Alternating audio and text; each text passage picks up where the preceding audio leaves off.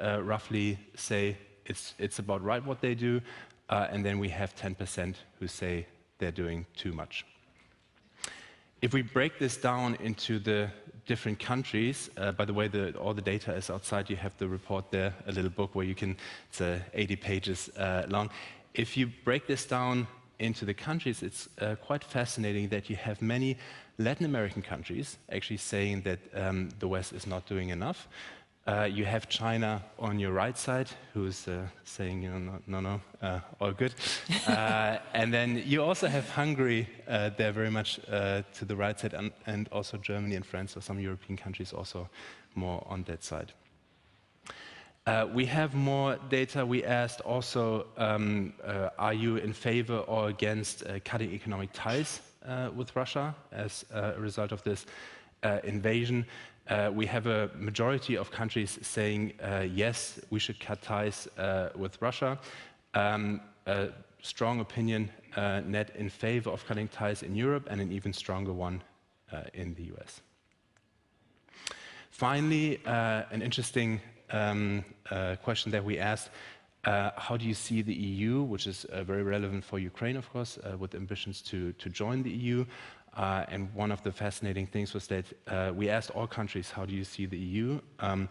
And the EU has a very positive image around the world, but the one country that has the most positive view of the EU is actually Ukraine, of any country that we asked.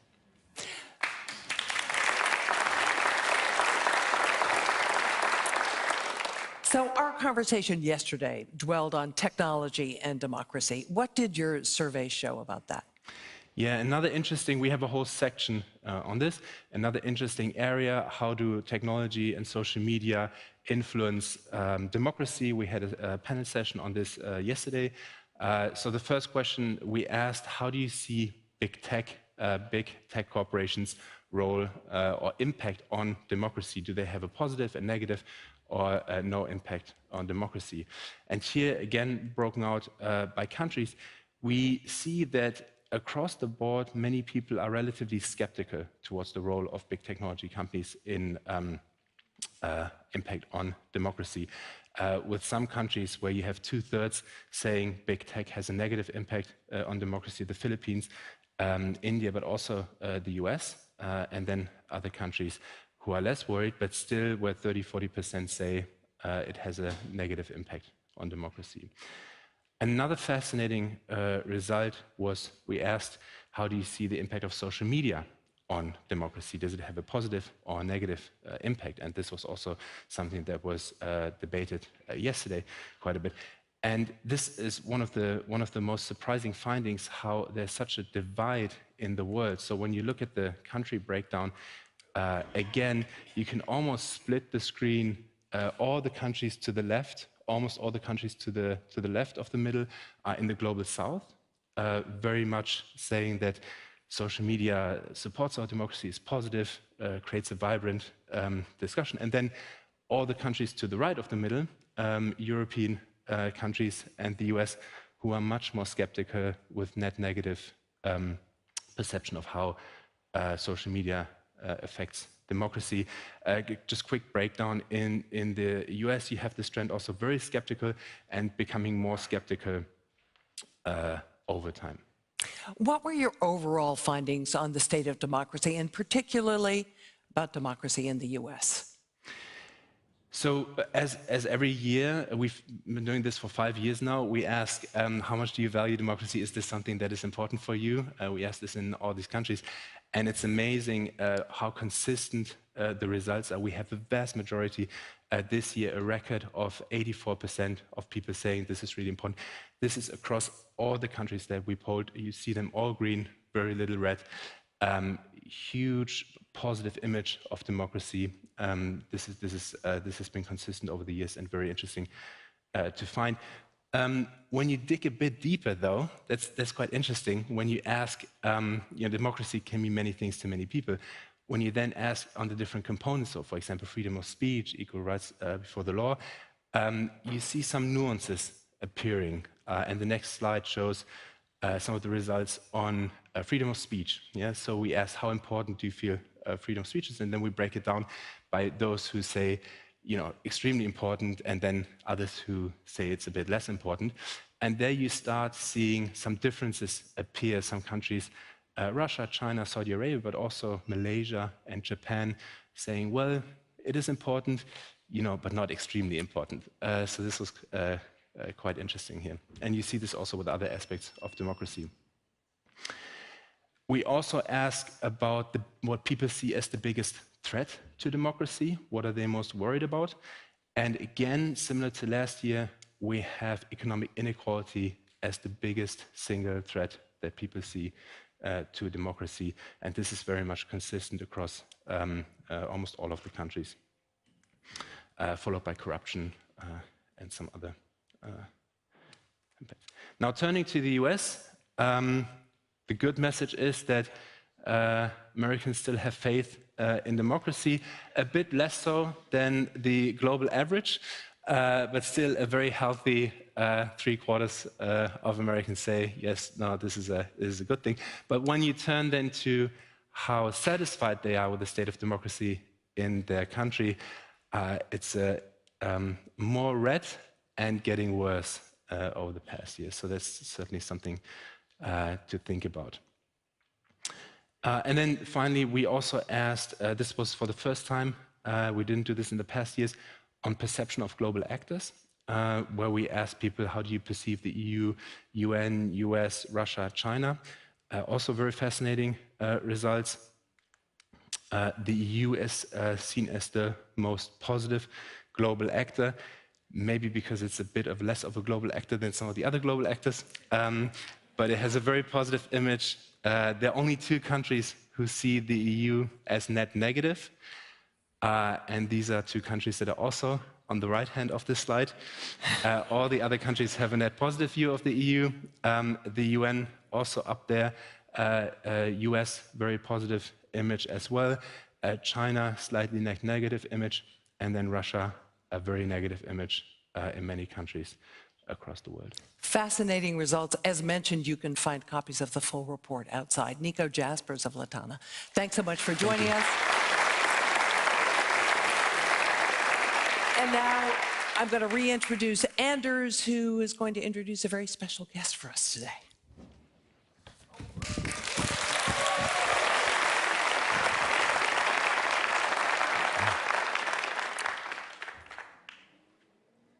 It's a great pleasure for me to introduce the first keynote speaker today. A courageous, democratic leader, a true fighter for democracy, a hero for all freedom-loving people, President Zielenski of Ukraine.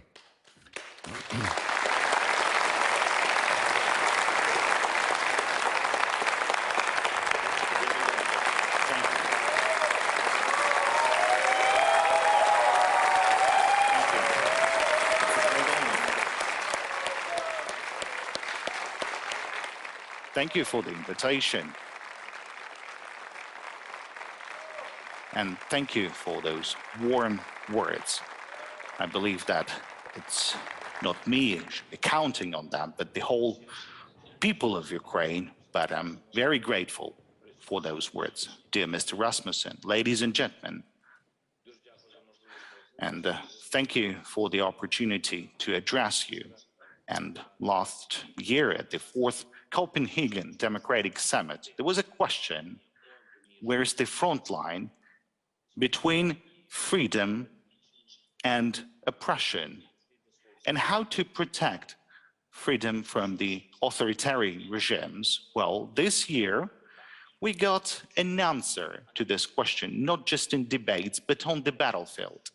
This year has shown that it's very important and that Ukraine has become a line of confrontation, but between what and what?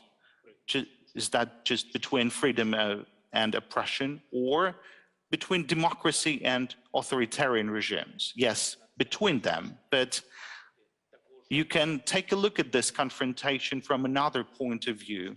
It can be assessed not only in terms of political regimes or ideologies. You would need to look at that from the terms of the ability to turn a word into action. This is the fundamental ability of any system, public, state, business. If this ability is not there, then the system would lose. Of course, we all raised in cultures that value the word, and the democratic system is always based on the fact that the word that matters most. And I don't want to underestimate the importance of debates, opinions, and positions. I would like to draw your attention to the fact that it took only a small time for a single system to turn the words about the people that allegedly does not exist into those brutal hostilities aimed at destroying those people, or the words that some territory is supposed to be part of another state into actions to capturing those territories? Or can the democratic systems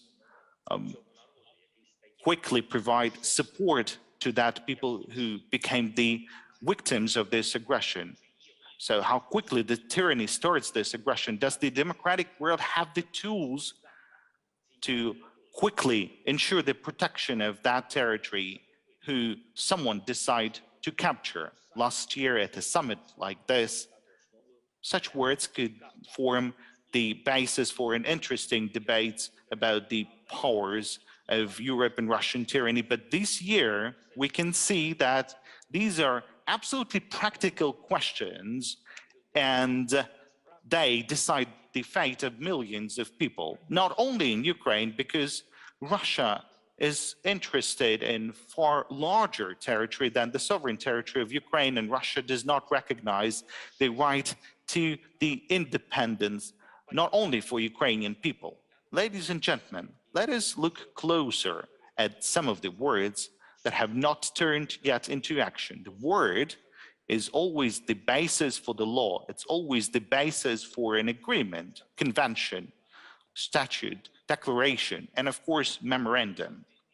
During the Russian war against Ukraine, and I would like to remind you that it started not on the 24th of February, but it started in 2014. Russia has violated over 400 international treaties and agreements to which our states are the parties. And let me list some of those agreements. Well, of course, the UN Charter, the UN Convention for the Suppression of Financing of Terrorism, UN Convention on the Prevention and Punishment for the Crime of Genocide, then a number of conventions governing the laws and customs of war, the International Convention for the Protection of All Persons from Enforced Disappearance, the Convention on the Protection of Cultural Property in the event of an armed conflict, the UN Convention on Elimination of all forms of racial discrimination, the UN Convention on the Law of the Sea. So these are key global documents, but then there's more documents which are fundamental for Europe. Russia has violated the final act of CSC of 1975, the European Convention on the Protection of Human Rights and Fundamental Freedoms, well, the Statute of the Council of Europe. And of course, we should be all mentioning the Budapest Memorandum, which Russia has violated, and that adds the maximum cynicism to that situation. And by violating all that, Russia has put an end to the entire struggle for nuclear disarmament of the world. I mean, nobody would be thinking of that because Ukraine, who lost its third largest nuclear arsenal, is now under attack by the country who signed a pledge to refrain from aggression and still remains a nuclear state.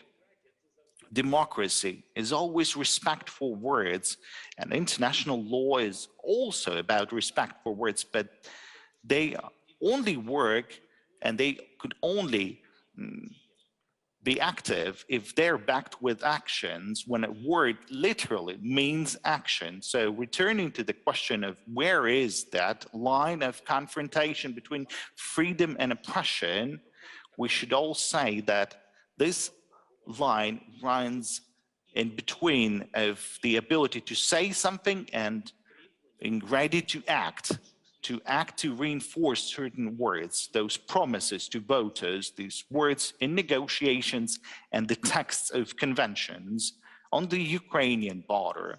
In our Ukrainian Donbas, in the vicinity of Kharkiv in the south of Ukraine, we can now see that Ukrainian people are really ready to back up their words about independence with actions, the actions to defend our independence. But where is this border where you would be able to see that Europe is already ready to back up their important words with appropriate actions? Why? If the poll shows that 71% of Europeans consider Ukraine part of the European family, why are there still skeptical politicians who are hesitant whether Ukraine should be allowed to move to the European Union? Why? If European core values imply that every nation is important and has to be equally respected, why then Ukrainian people have been told for so long that they must still remain in this gray zone between European Union and Russia? Why, if Russia cynically violates literally all the key documents of international law, why are there still those who are hesitant whether to block any relations with such a state? Those questions indicate, in fact, that the European system might lose if words would not be backed with actions. A democratic system could lose in our continent if there would be no actions. So first, we need to remove this gray area, which is so tempting for the Russian state. We need to move to actions that Ukraine should be a part of the European family. In the coming weeks and days, the European Union may take a historic step that will prove that words about the belonging of Ukrainian people to the European family are not just words and not empty words. Secondly, we need to have some effective, legally binding security guarantees in a renewed security architecture for the European continent. And we're currently working on such a system of guarantees for Ukraine, and only when it will be definite, will be agreed, then we can say that thousands of words on the pages of many conventions, treaties, and memoranda, these are not just words, but a reality that is supported properly with actions. We should learn to act preventively, not just to respond, but to act when the first words of aggression are heard, when it becomes clear that the war could start at any moment. The aggressor must feel the power of the democratic world, the power of international law, as soon as this aggressor only intends to violate the existing basic norms. And the third, all war criminals have to be held accountable. Justice must say its word, and the word of justice must be backed, once again, with actions. For every death inflicted in Ukraine by Russian soldiers, for every torture and rape, and every city destroyed, for the deportation of our people and children,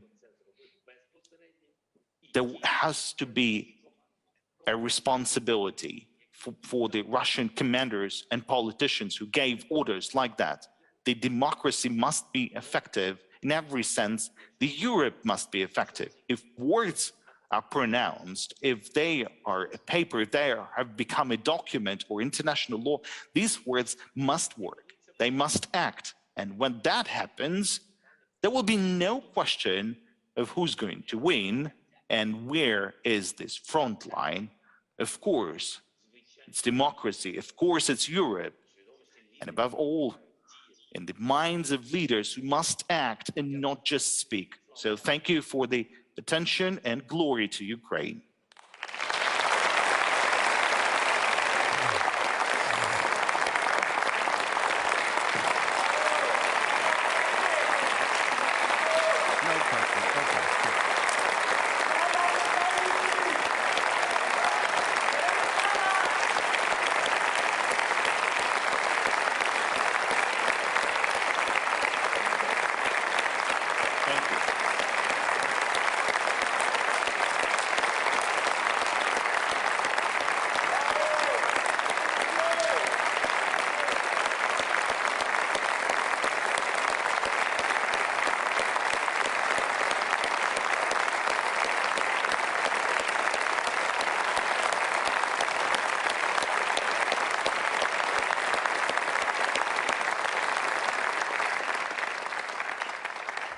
Mr. President, before we leave you, I would like to recognize some special guests in the audience. We have invited a number of Ukrainian activists and refugees. They are part of the Danish NGO Bevar Ukraine. I would like to ask you to stand just briefly and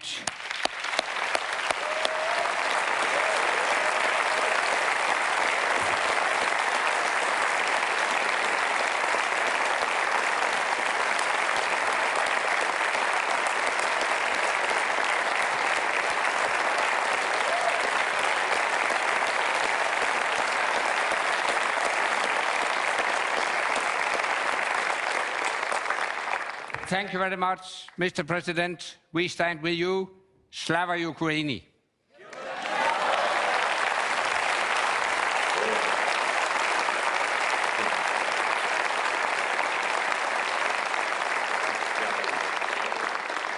And thank you, Mr. Rasmussen. Thank you for the invitation and your support.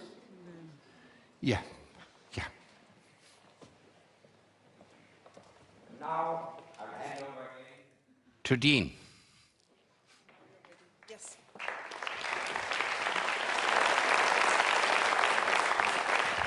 Thank you, Anders. We have another distinguished guest. This is such a cavalcade of stars here today. Roberta Metsola is with us here today. She is the President of the European Parliament.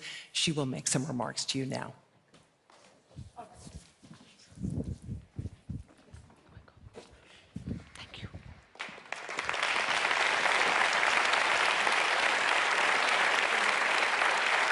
Good morning. Good morning. Thank you for having me here today.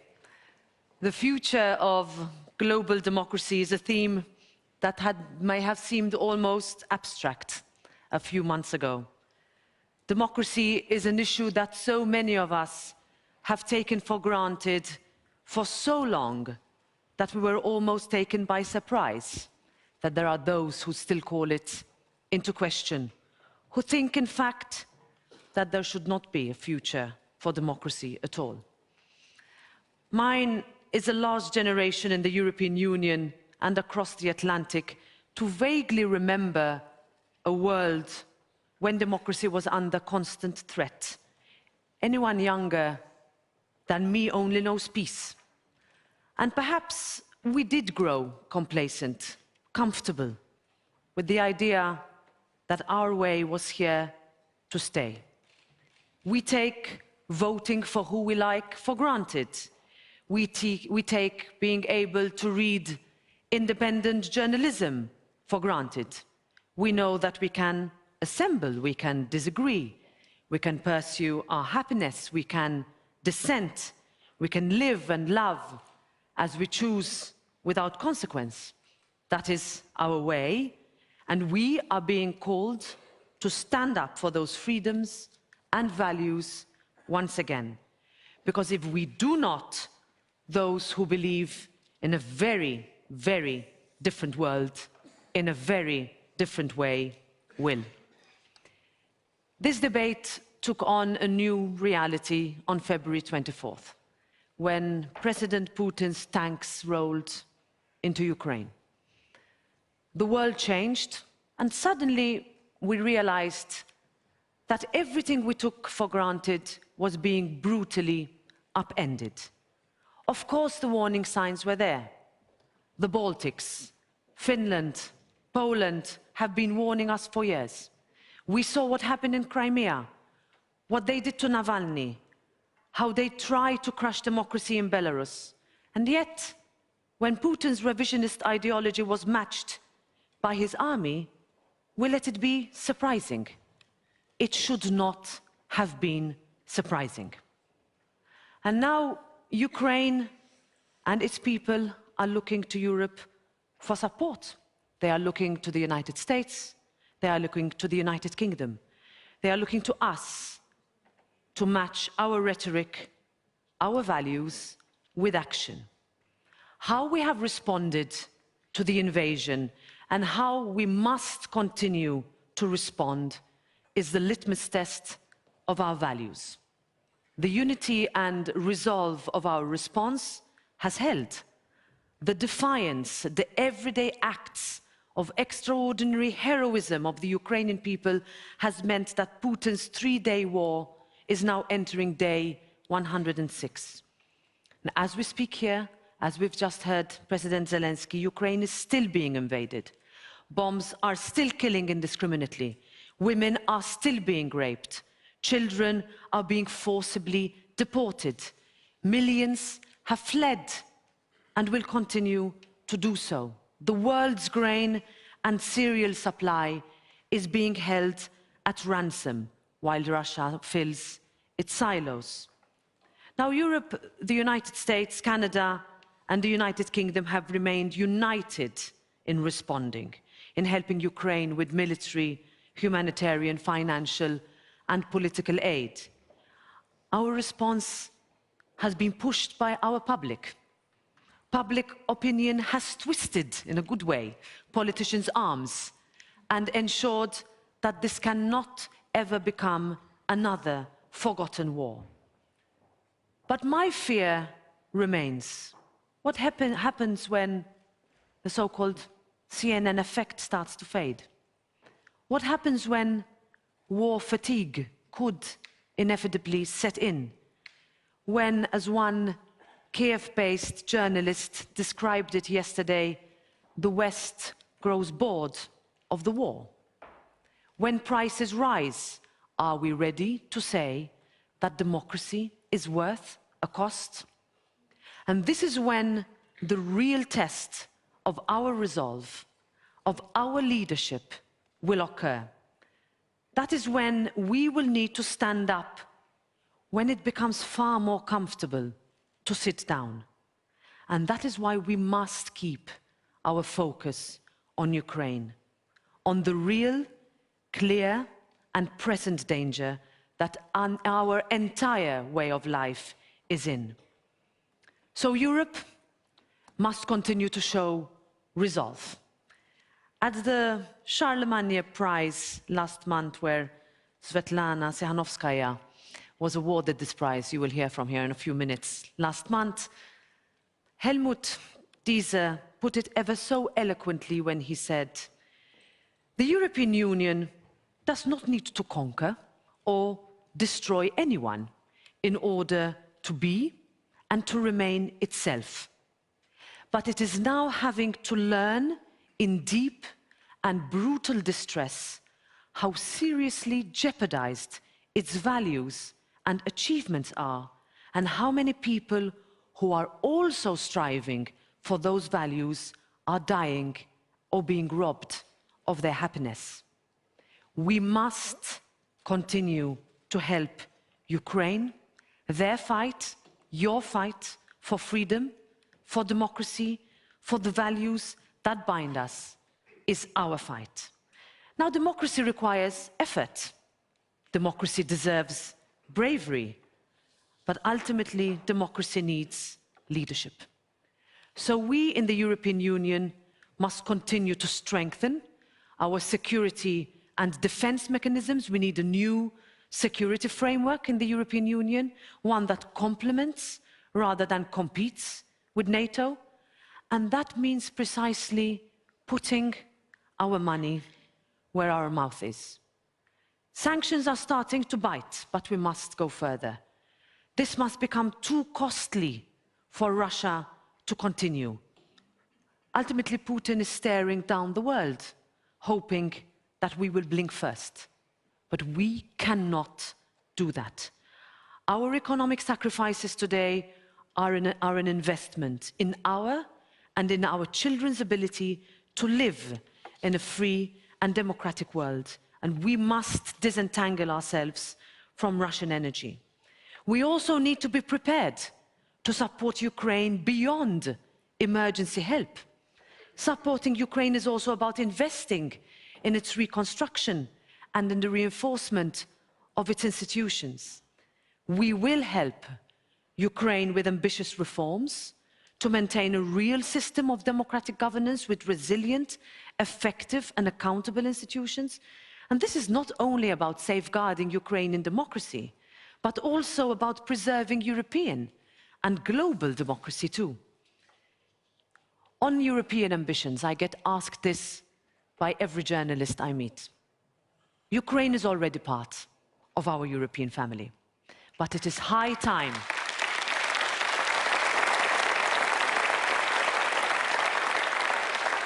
But it is high time that it is also given the real opportunity to join our European project.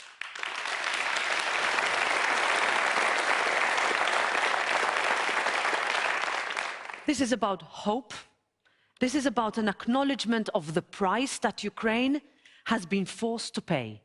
And it is as much about strengthening Europe as it is about strengthening Ukraine. So let me be clear, the European Parliament, which I have the honor and responsibility to preside, stands firmly behind Ukraine's bid to receive EU candidate status.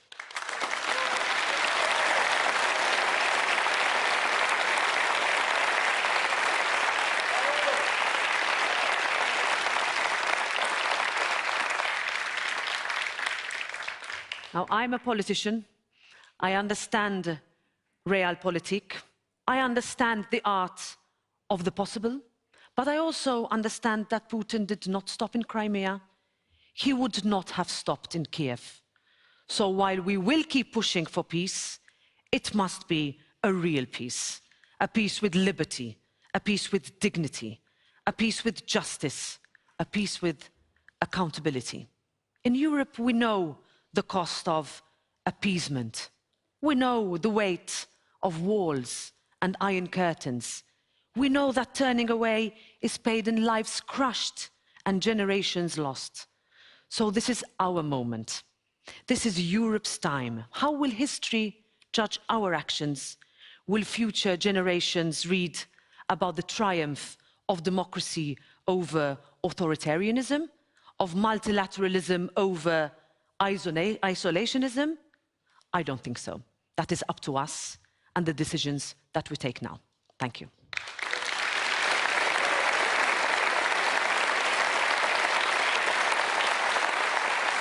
Good timing. I kept the time. Thank you.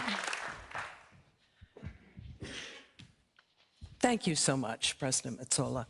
Thank you. You spoke about your fear of war fatigue and sanctions fatigue. Are you already seeing signs of it?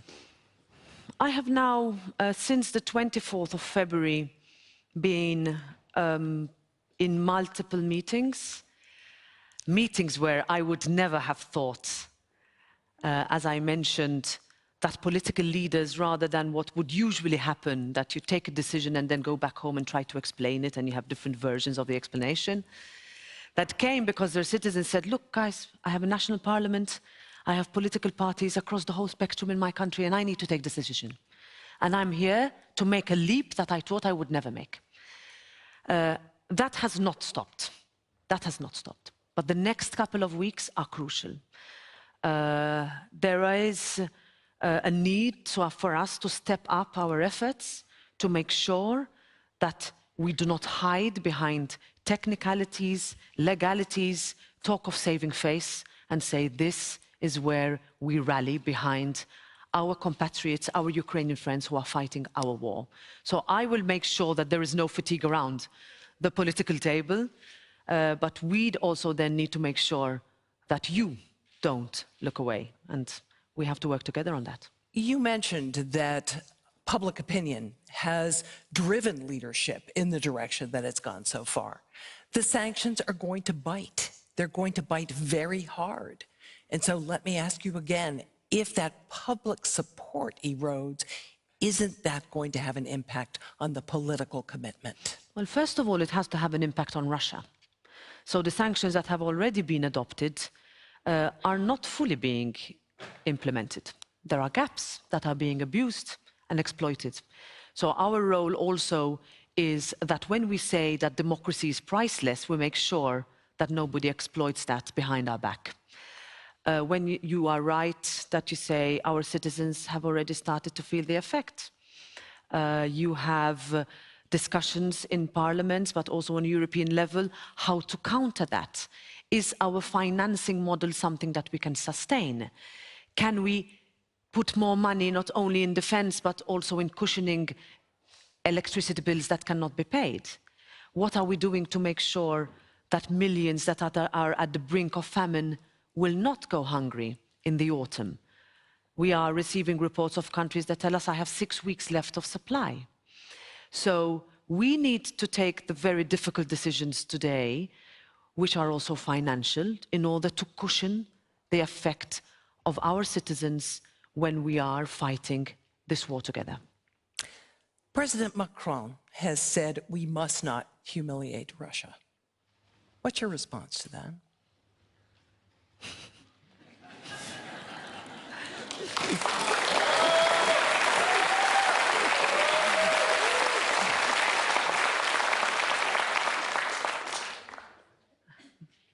I don't talk about humiliation. I talk about women and children who are being indiscriminately raped and killed.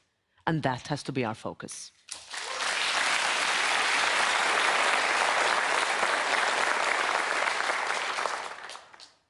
Do you want to expand on that? Is there more you'd like to say? Because, as I said in my speech, I think we have, for too many years, thought that appeasement or face-saving will win wars. But when you say a war has to be won, at what cost? Is it when the gun is pointed in one direction? Is it at the cost of losing fundamental territorial integrity, sovereignty, that all our countries have fought for so long to preserve? Is it opening the door for one person to think that he can take land and people and liberate them, as he says? I will not enter the negotiation of what humiliation means in that conversation. I will not do that. Do you think there is room for diplomacy here? There is always room for diplomacy. There is always room to talk. There is always room to discuss an end to an unnecessary, unprovoked war. But there is also room to make sure that who commits a crime, because we talk a lot about the rule of law, is held accountable. So we also need to be prepared that when we rebuild Ukraine, we also hold war criminals to account without mercy.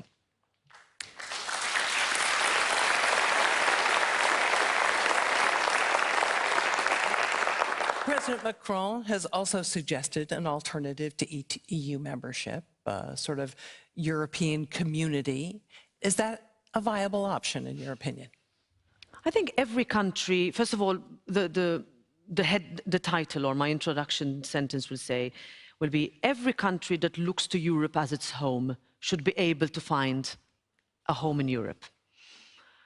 If a country is fighting for our common values, and I know how, from personal experience, I come from a country that worked for decades, fought for decades to join the European Union, and was met at times with technical replies, filibustering, as we call it in the Anglo-Saxon world, excuses, when at the end of the day, it was about political will. If we manage to connect Ukraine to our electricity grid within 3 days of the start of the war, if we manage to make sure that communications and digitally Ukraine has managed to communicate, even when I was there on my visit, uninterruptedly, when we have not been able to do that, even though we could have done that decades ago. If we have committed unprecedented amount of funds and military assistance, then that is a community I would look at in terms of making sure every country in its own path can go step by step to Europe. But what I would not do is create a parking place. What I would do is engage in every country that is ready to join the European Union, and when that time, that readiness is considered, no excuses are used. President Metsola, thank you so much for your comments and for fielding these questions today. Very much appreciated. Thank you so much.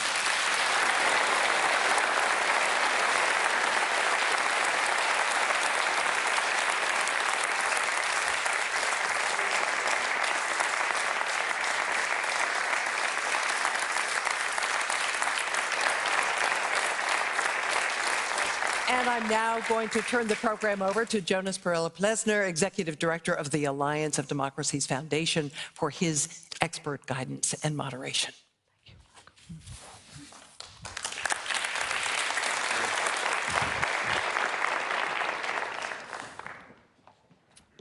Thanks.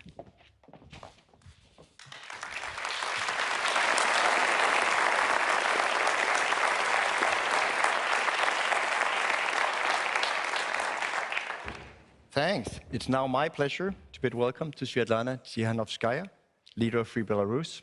Welcome here to the stage with us today. I was interviewing you last year virtually, so we're really delighted. I'm personally really delighted to have you here on stage, that we are back here with a full audience in Copenhagen. And I'm sure our audience, which you could already hear, feels the same. I want to remind you that you can ask questions in the app. If you state your name as well, I might even read that aloud so that we can put them in here into the session. I'll get them up here on my iPad. But I'll first turn to you, Sviatlana, and ask you of course, on Ukraine, our theme of today, defending Ukraine. The world has changed a lot for the worse since our last discussion a year ago. You've also said that we didn't really learn from the mistakes in Belarus in 2020. How do you both see that, and what more can we sort of do for Ukraine?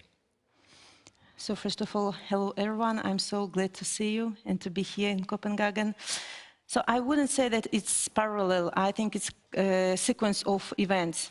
You know, if Belarusian uprising had won in 2020 with the help of European assistance, maybe this war in Ukraine wouldn't happen, or at least Putin wouldn't have such a leverage on in this war. Maybe he couldn't have such a huge approach to Kiev, and we wouldn't see atrocities in Bucha, for example. For sure, the reaction of the democratic world could be braver back in 2020, but I have to say that the first serious sanctions on Belarusian regime have been imposed only in 10 months after crackdown of Belarusian uprising.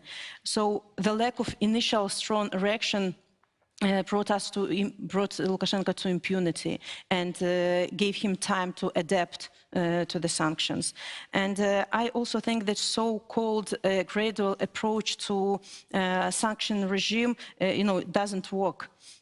For example, in 2021, when after hijacking Ryanair flight, the sanctions have been imposed, the prices for potash were so high, but the trade was continuing with the regime. I understand what the logic behind it, but the lessons have to be learned. Half measures only harm.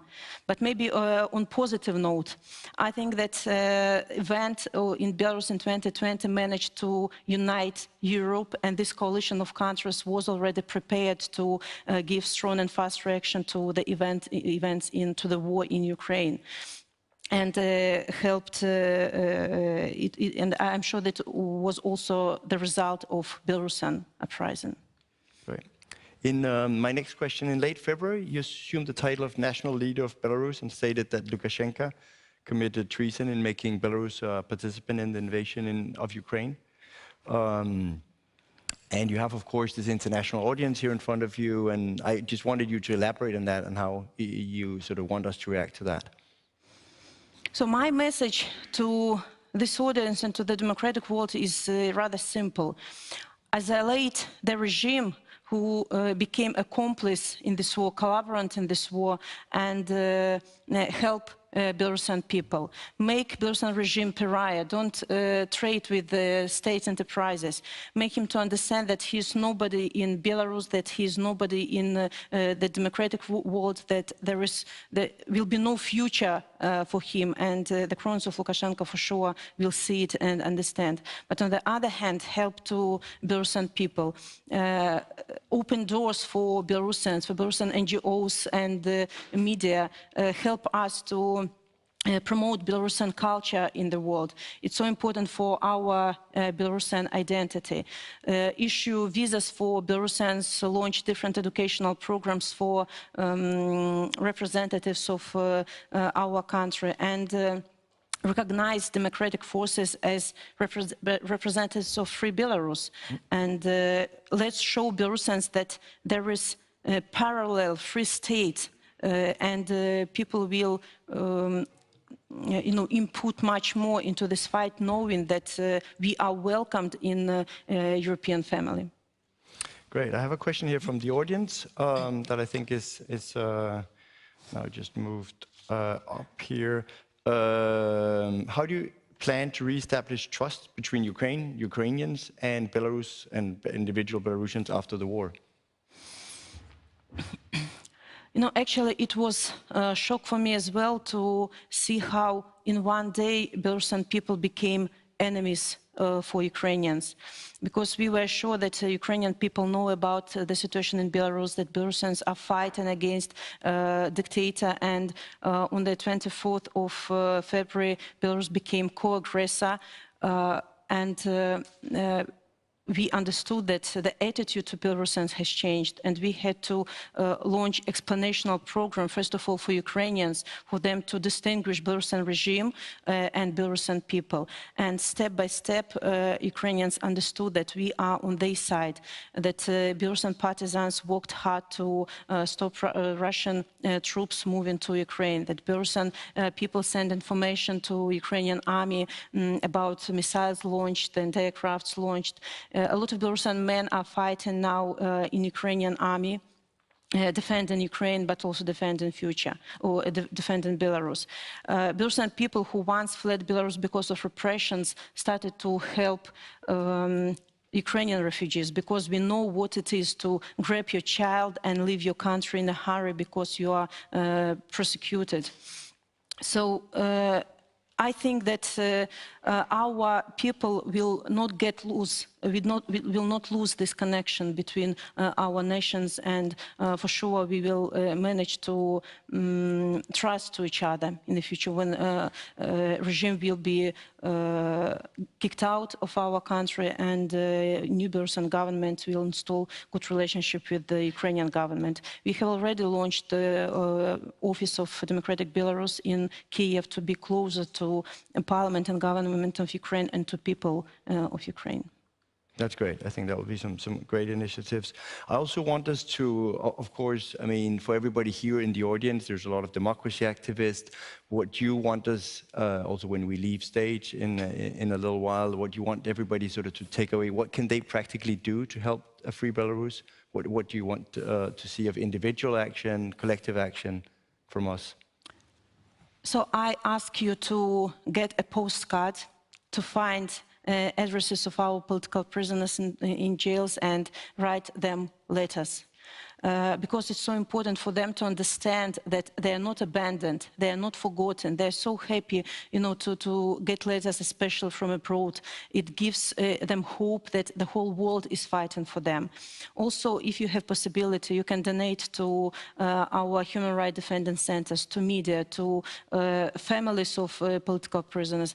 I know, Jonas, that you wrote a letter to one of my colleagues whose mother is in jail. It is really good example. And also you can participate in Belarusian events and Ukrainian events to support our region. And of course, urge your government to keep focus on Belarus and Ukraine. It's extremely crucial for us. Thank you, Sviatlana, Tsikhanouskaya. Thanks a lot.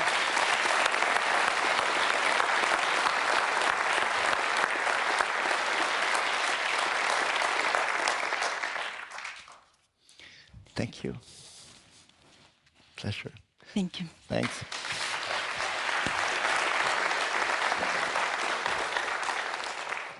I stay up here on stage and welcome our next speaker. We have with us, also on Standing Up to Putin's Authoritarianism, a message from Free Russia. We have Leonid Volkov here. Welcome to the stage. Thanks.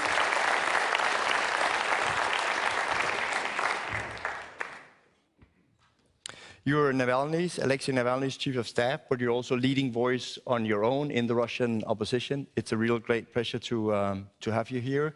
Yesterday, as many of you in the audience saw, we had a message from Alexey Navalny to the first day proceedings, and it's great then to have you on stage here for the second day to discuss around our theme of defending Ukraine.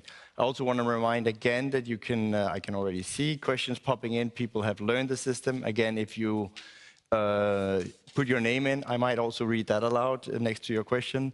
But Leonid Volkov, I will basically start, of course, with you, asking you what message do you want to share with us today, particularly on the war in Ukraine? I would say that the most important thing, I really want everyone to know that this is not true that Russian people and Russian population generally support Putin's war against Ukraine. This is just not true. Russia is a huge country. It's a complex society. Many people still follow the narrative of propaganda. Many people feel fear. They just don't know what to do in these circumstances. No one expected like a major war in Europe to happen. But the narratives that Putin is created and also actively exporting to the West, that like everyone in Russia is just like supporting the war unanimously, that's clearly not true. Over 16,000 people have been arrested for anti-war protests in the first weeks after the invasion, which means that hundreds of thousands went out to the streets. Then, well, now the sanction for like anti-war protest in every form, even for posting something online, would be like up to 15 years of imprisonment. This doesn't make us to stop protesting, though. We just have to find like different forms and formats for the protest. Putin made public expression of dissent in Russia impossible. You can't go for a rally, for a strike, you can't post anything online. But this dissent has not gone. It's swept under the carpet, it's boiling there, it will erupt at some point of time. So that actually leads me to my second question, is like, is this Putin's war or Russia's war? That's of course something that's widely debated, also with sort of opinion polls that showed a relatively large support also in the Russian population, but yeah, your thoughts on that? Well, first of all, we have all seen these opinion polls that pretend that like 85% or like 75% support this war. They have to be dismissed entirely. So when someone is doing a phone call, a pollster is doing a phone call and talking to someone and asking, do you support the war or not? And they answer, no, they know that they are liable for up to 15 years imprisonment. It's just not social science. That's ridiculous. We are conducting polls of ourselves. So we have the Anti-Corruption Foundation, we have like a polling department as a part of our operation. The response rate for phone surveys was about 20% before the war and has dropped to below 7% after the war has started. So the people are just too scared. People don't talk to the pollsters. People don't express their opinion. What we do to figure out about the actual perception of the war in the society, we try ourselves to ask those questions indirectly. Mm-hmm. For instance, last week we did a poll when we asked, imagine oil prices are up. They are up, and there are additional funds in Russian budget. So, where would you like to spend it? Now we are asking this question to ordinary people in Russia. We are doing like a random selection of during our poll, and these are people who are subject of this Putin's enormous propaganda, which explains that this is the world not against Ukraine, this is the Third World War against NATO, against the evil West, where like those gays and lesbians are going to destroy our peaceful order of Orthodox Russia. So the propaganda is telling them like 24 hours, 7 days a week, and now we ask them like, where do you want to spend extra funds? So your guess, how many of our respondents have chosen like military spending, like increased military spending because of this enormous threat? What's your guess? I don't know. It was 6.8%. Okay, yes, low. So, which tells a lot about like the actual mood of the society. So this is definitely Putin's war, and despite the fact that there are some people, yeah, we have to admit it, that have been following the propaganda narrative. This is, in my opinion, more like a form of a self-defense. Putin did a hard job during the last 20 years to make people not follow politics. Like, there was that strange form of a social contract. The government delivers like a relatively decent quality of life, like living standard, and people don't follow politics, don't ask questions, allow them to steal money like enormously, don't question their corruption. And this was kind of like a social contract with a majority of the population, with a silent majority, this political swamp. Now, when Putin has started the war like on their behalf, they have to do a very complicated exercise in reflection.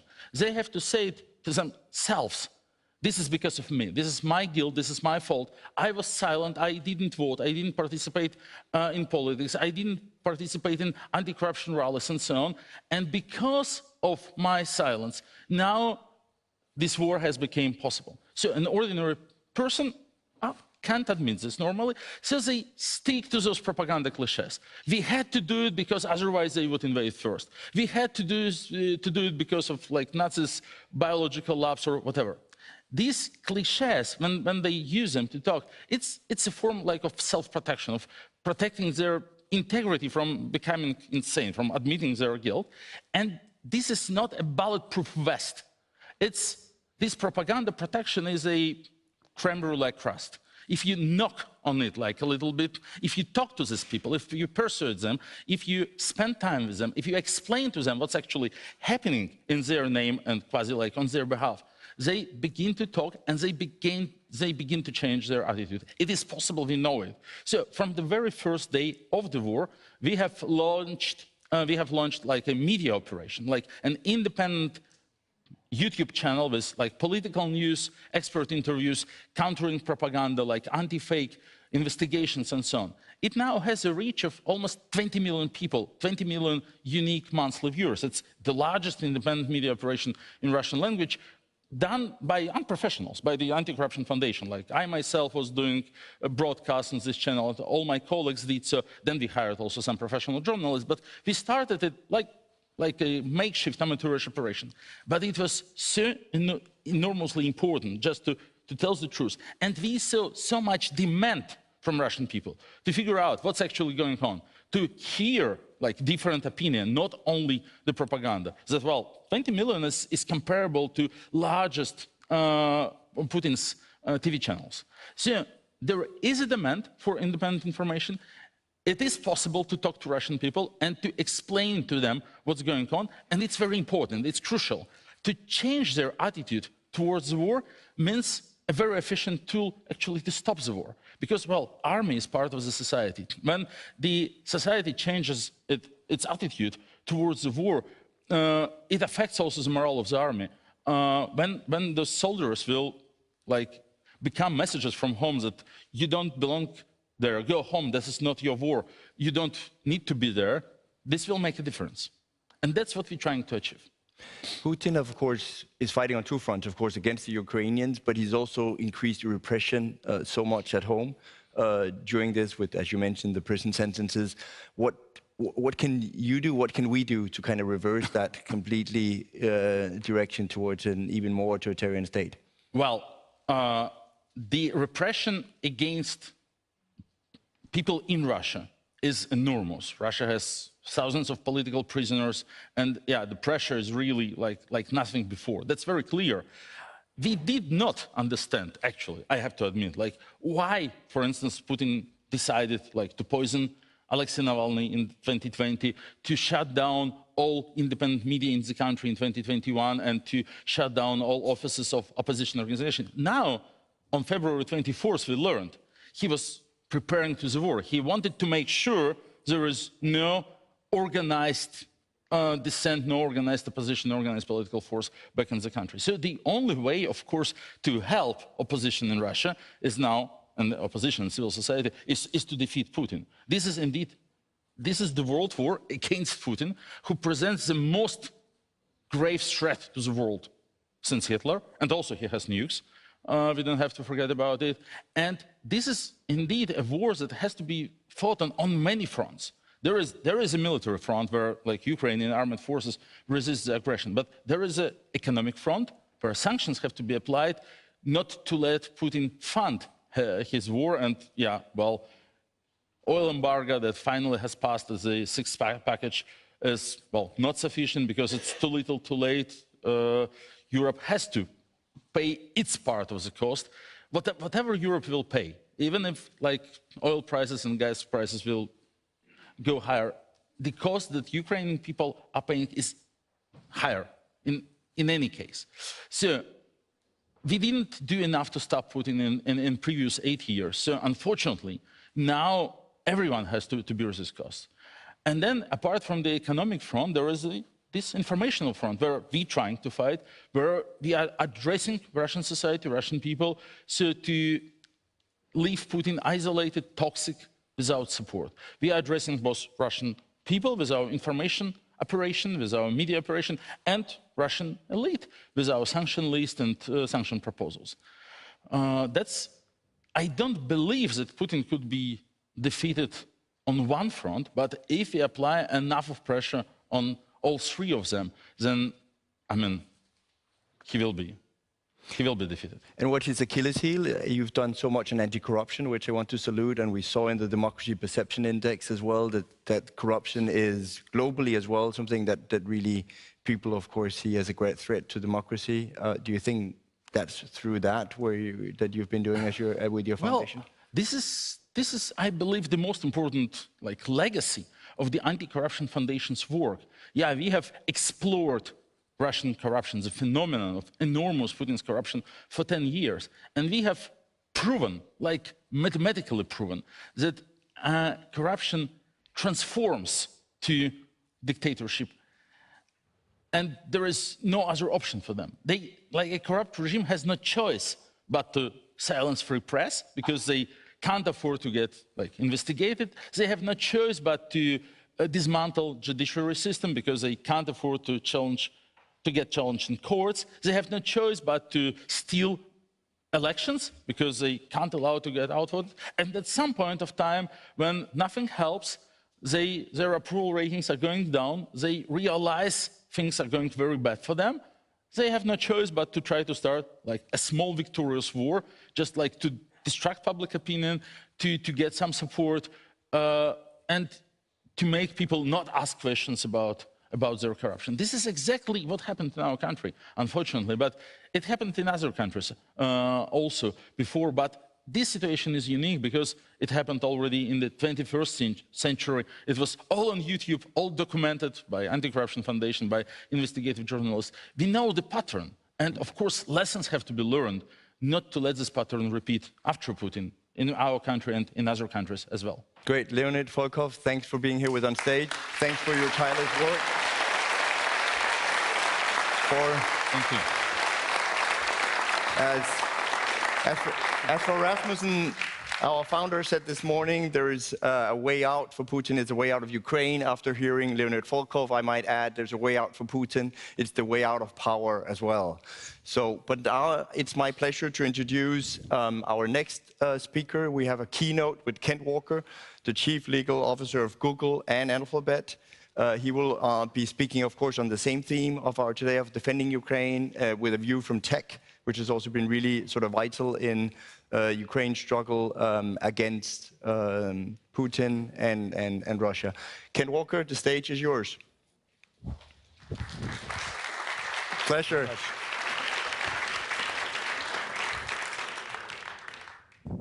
Thank you, and thanks to the Alliance for Democracies for bringing us all together today. As we heard from President Zielenski a few moments ago, on February 24th, the world watched in horror as Russia invaded Ukraine. While the tension had been building for weeks, that didn't make the invasion itself any less shocking. When tanks once again were rumbling through the streets of European cities, the world was holding its breath, wondering whether this marked a return to the law of the jungle, a return to mock politique over cooperation in solving shared concerns. And we were reminded once again that democratic process is not inevitable, that democracy and the rules-based international order are by no means guaranteed. Even before the invasion, there have been worrying signs that democracy was under assault. Freedom House found that the defining features of democracy, free expression, open debate, free association, the rule of law, had retreated in nearly 50 countries around the world. I'd like to speak today about the debt that technology owes to democracy and how technology can work with democracy to repay that debt. But first, let's talk about why that partnership is so critically important. Democracy has always been fertile soil for innovation and basic research.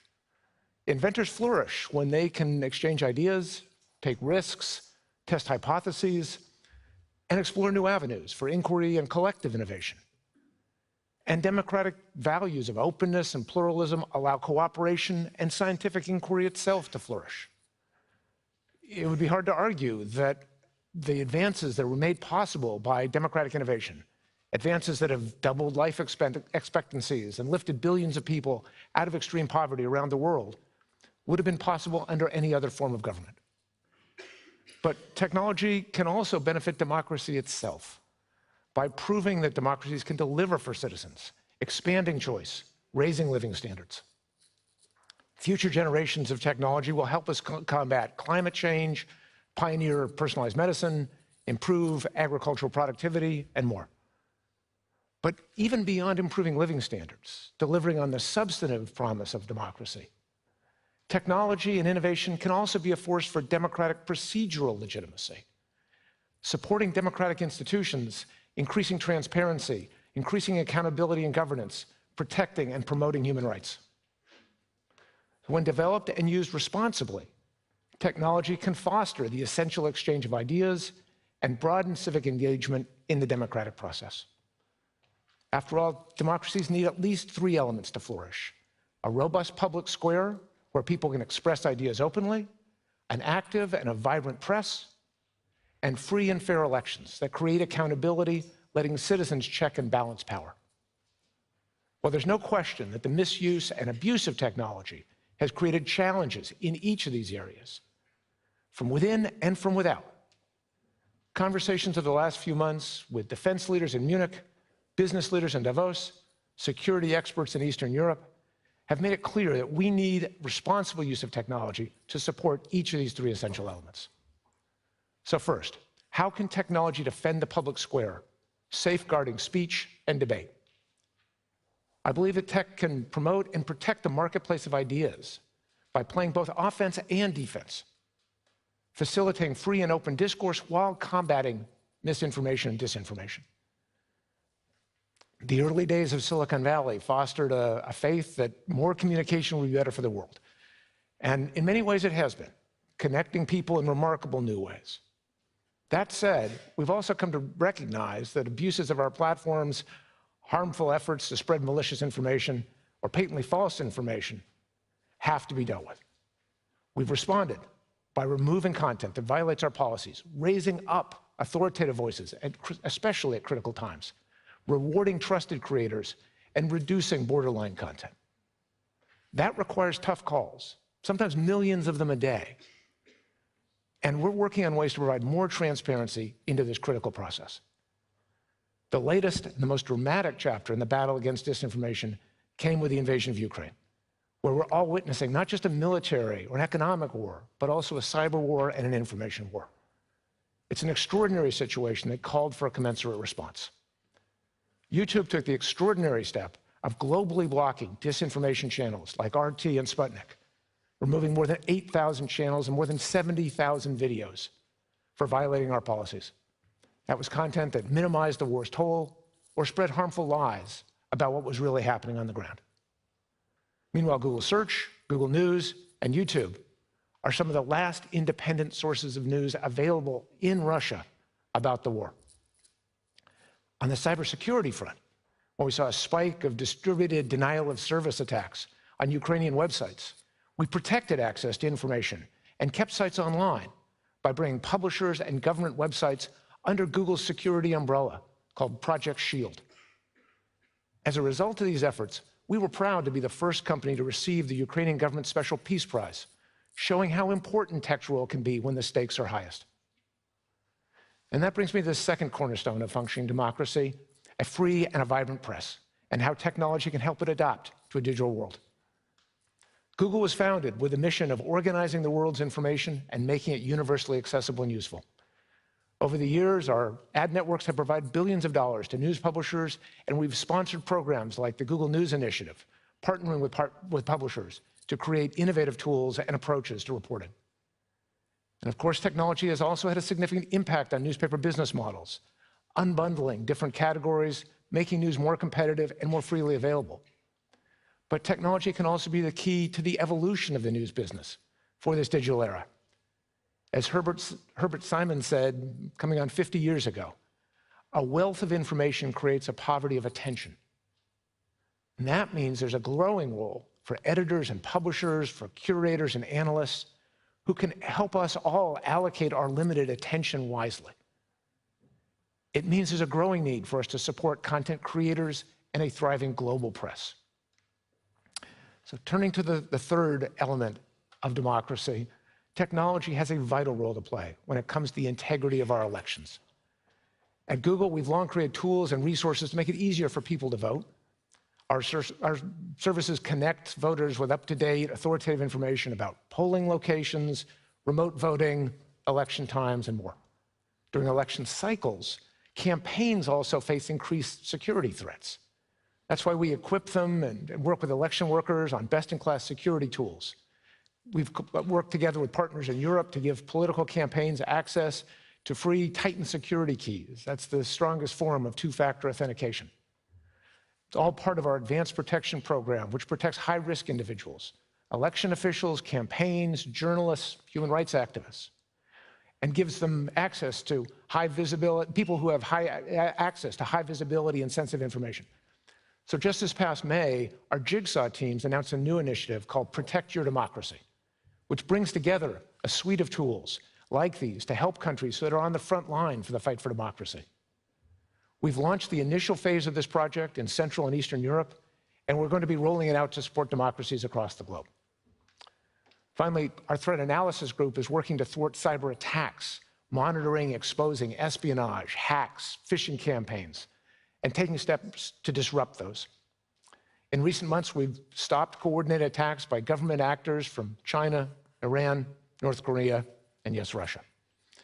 And we've stopped attacks by various unattributed groups to sow information in democracies around the world. So our role is clear. We help protect people and prevent future attacks by identifying bad actors and sharing relevant information. These are examples of the way tech can help today across the public square, the free press, and elections themselves. But the more fundamental point is that defending democracy and the rules-based international order is a task that requires tech and civil society and governments to come together. An Edelman survey found that people often think of governments and NGOs as well-intentioned, but not necessarily the most effective. And they think of companies as perhaps effective, but not necessarily always the best intentioned. But when the two worked together, they built up, they moved to the upper right-hand quadrant, both well-intentioned and effective. That's one of the reasons why we've supported the Copenhagen Pledge on Tech for Democracy and similar multilateral commitments by governments, industry, and civil society coming together to make technology work for democracy and promote human rights. Democracy is at a watershed moment. There's a risk that democracies turn inward, focusing strictly on domestic challenges rather than defending the liberal, democratic international order.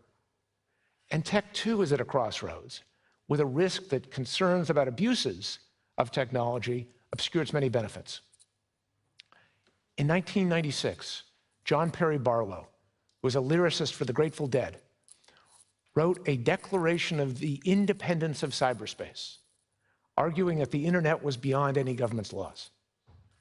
Well, perhaps it's now time for a declaration of interdependence of cyberspace.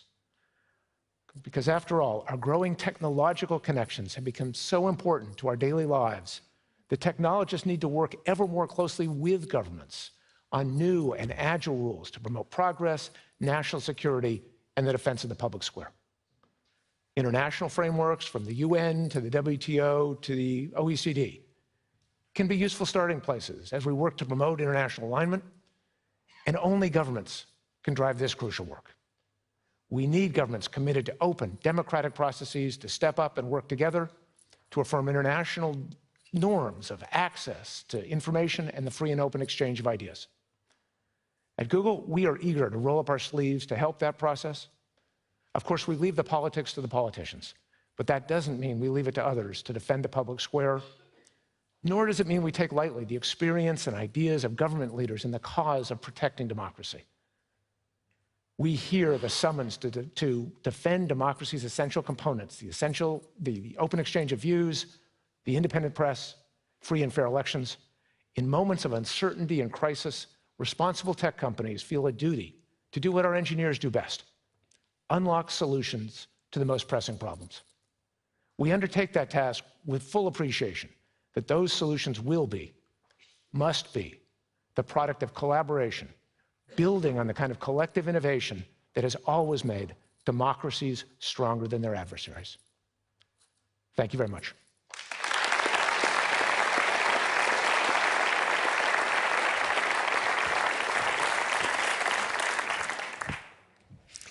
Thank you, Mr. Walker. I want to follow up on a point you made in your speech. You said that Google has not stopped free services in Russia, like search and Gmail and YouTube. You called them the last independent sources of news. There are others who have called, however, for a complete digital cutoff. Is there a point at which you'd do that? We feel that our role is to provide high-quality information to people around the world, including people in Russia, so that they can learn about the human rights abuses, the true nature of what's going on with the invasion and the war. And that's a mission that we take seriously in Russia and around the world. So our contribution is honestly to get the facts out, get the truth out, and we will stand by that and continue to do that as long as we are able to. Okay, so there is no line as far as you're concerned. Our goal, we obviously have pushed back on demands to remove content from YouTube, and we do draw a line there because, again, we are trying to make sure that we are providing sources of high-quality information. We want Google Search to be an antidote to fake news. Ukraine's Ministry of Digital Defense has been very impressive in this war. I'm wondering if there are lessons to be learned from that for both the government sector, but also the tech sector as well. The Ukrainian government has been very savvy in its communications around the world, its use of digital channels to form ways to communicate with people, to enlist support for the Ukrainian people. And they have also had to weather a variety of cyber attacks at the same time. And the technology community has responded and tried to help defend Ukrainian people and Ukrainian institutions. We have a couple of questions from the audience. Let me work those in. Russia is waging not only a physical but also a digital war in Ukraine, as mentioned. What more should tech companies be doing to defend Ukraine? You mentioned that you have a program in place, but comment a little on the rest of the industry and whether they're doing perhaps all they could and should. I think there's broad collaboration between the industry, but also with governments around the world, the Ukrainian government and other governments, to understand the cyber threat landscape in Ukraine and globally. They're exchanging information, working in a collaborative fashion, because in many cases, cyber warfare works precisely because it's below the radar screen. If you can detect the threat, publish information about it, you put everyone else in the community on notice, and they can defend themselves. What do you think actually, writ large, are the roles and the responsibilities of tech companies vis-a-vis democracy? How would you frame it? Yes. Our role is to be a contributor to a constructive public conversation. When we came up early in the history of technology, there was a notion that unfettered communication was always going to be good for everybody. And I think we've realized abuses of terrorism, hate speech, other sorts of abuses, misuses of the platforms. And so we are taking steps to promote high-quality information, reduce material that's problematic in different ways, and we have to do that. And yet it continues. So much more needs to be done. Do you have a roadmap? Yes. Well, I think there's a historical perspective on this, and from the printing press to the rise of newspapers in the 1800s, to radio, to television, cable television. Every new communication platform creates its own social challenges, even as it creates opportunities. So we have to work together with governments setting regulations, but society setting norms, the products understanding how their services are being used, and improving as we go along. We're in the middle of that process. In the middle of it? Yeah. Can you make progress any more quickly, please? Yes. We are doing. I can assure you and the audience that this is a big priority for our engineers and for all of us at Google. We are constantly, every day, making changes to our algorithms, hundreds of changes just to the Google search algorithm alone, to promote higher quality content. And I think you've actually seen a significant change for Google, for YouTube, for other services from just a few years ago in the way we're using AI, the way we're expanding our policies, the way we are being what we call global, simultaneously global and local, understanding the different threat vectors that are coming. We heard earlier from Nico Jaspers, who presented the Democracy Perception Index to the audience, and they found that public opinion shows that big tech is viewed as a threat to democracy. How can you counter that? Can you counter that? Well, we're not primarily a social media company. We don't have the virality on our services. Google search, generally speaking, I believe is thought to be a positive contributor to the public debate. I was at dinner I was at dinner the other night, and people were saying, "Oh, my friends are telling me about conspiracy theories," and I tell them, "Just Google it." And more often than not, you can actually get accurate answers that can debunk some of the myths out there. We continue that work. It's absolutely an unfinished project. And as Larry Page said, search isn't a finished engineering project and probably never will be. So we continue to invest in this. We have, I think, 15,000 computer science PhDs working at Google, trying to refine and promote better, higher quality information. So do you have a task for us very quickly as we wrap up? You've talked about the need for cooperation between government and tech. Is there something that we can do here at the Copenhagen Democracy Summit which would help push that forward? Let me start by just saying the existence of the summit is a wonderful moment to bring together exactly these different groups, technology, civil society, and governments, to start to talk about what are the next steps? How do we have constructive transparency? How do we answer hard questions about who makes which decisions and on what basis? How do we reconcile contending social imperatives, important values, privacy, competition, content moderation, which can be in tension with each other? That's a democratic conversation. No one company, no one industry can get to the right answers. Each country, each region will need to make the decisions for itself. Mr. Walker, thank you so much for joining us. Thank you very much. Thank you. Thank you.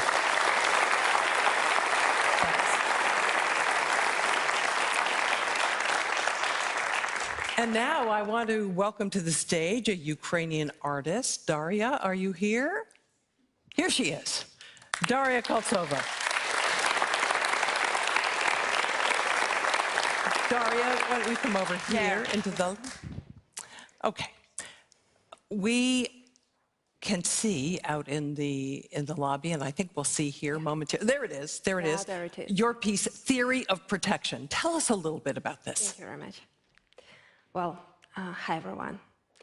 I was born in Kharkiv. That's just 40 kilometers from the border, 20 minutes by car, nothing. In 2014, I moved to Kiev. Russia invaded Ukraine. And war didn't come to Kiev with bombing, but a lot of refugees came there from the east of Ukraine, where Russians didn't stop bombing. War came to Kiev with their experience and with their stories. I worked with them a lot. War changed everything, and art could make these changes visible. For example, I noticed that all refugee children started to draw their houses with escape ladders and exits. They didn't before. Or once, a child drew really expressive red lines above his school, after he told me that it was a lava one day. He didn't know the right word for shelling. Today, all Ukrainian children know these words.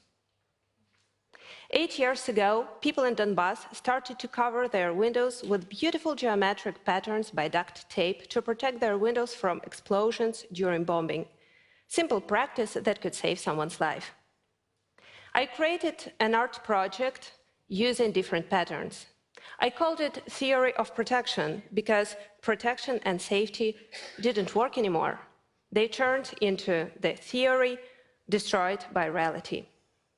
8 years ago, I couldn't even imagine that I could find taped windows in Kiev or in Lviv.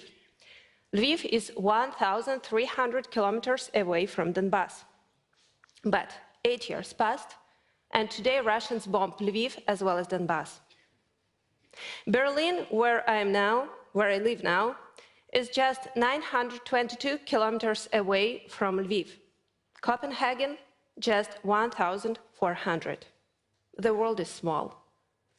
And even yesterday's semi-peaceful reality turned out very fragile. The Theory of Protection project became a simple but very visible gesture of solidarity with Ukraine. More than 250 cultural and diplomatic institutions on 5 continents taped their windows. Together with Natalia Popovich, Association with Ukrainians in Denmark, and Copenhagen Democracy Summit, we show it here, inviting you all to think about theory of protection. Because it is not only Ukrainian war anymore. It is a war for democracy and democratic values all over the world. The war between past and future. And unfortunately, art can't stop it, but people can. We all can, and you can, step by step. Thank you.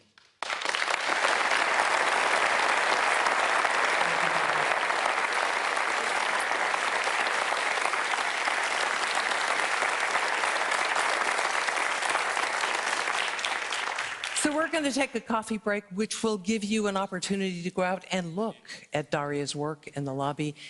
We'll be back at 11:40 for more programming. Thanks so much.